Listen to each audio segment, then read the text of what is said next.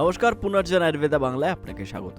আজ আমরা কথা বলবো রসশাস্ত্র আর অ্যালোপ্যাথি একসঙ্গে ব্যবহার করা যায় কিনা বা নিরাপদ কিনা তা নিয়ে। চলুন শুরু করা যাক। এই প্রশ্নটা শুনতে সহজ হলেও উত্তরটা অতটা সহজ নয়। অনেকে মনে করেন যদি রসশাস্ত্র ও অ্যালোপ্যাথি একসঙ্গে ব্যবহার করা যায় তাহলে দুই দিক থেকেই সুফল পাওয়া যাবে। কথাটা পুরোপুরি ভুল নয়, কিন্তু বিষয়টা একটু জটিল। দুটি চিকিৎসা পদ্ধতির দর্শন একেবারেই আলাদা। অ্যালোপ্যাথি একরকম স্নাইপারের মত, সরাসরি ক্যান্সারের কোষকে নিশানা করে আঘাত করে। আর রসশাস্ত্র হলো একজন মালি যে গাছটার প্রতিটা অংশের যত্ন নেয়, মাটি, পাতা, শিকড় সবকিছুর। তবে আসার কথা হলো কেমোথেরাপির পর অনেক সময় রোগীর দুর্বলতা, বমি বমি ভাব, শরীর ভেঙে পড়ে। তখন রসশাস্ত্রের কিছু ওষুধ রোগীকে ভেতর থেকে শক্তি দেয়, রোগ প্রতিরোধ ক্ষমতা বাড়ায়। এমনকি কিছু আয়ুর্বেদিক ভস্য বা রসায়ন মিশ্রণ শরীরের সুস্থ কোষগুলোকে রেডিয়েশনের বিষাক্ত প্রভাব থেকেও রক্ষা করতে পারে। কিন্তু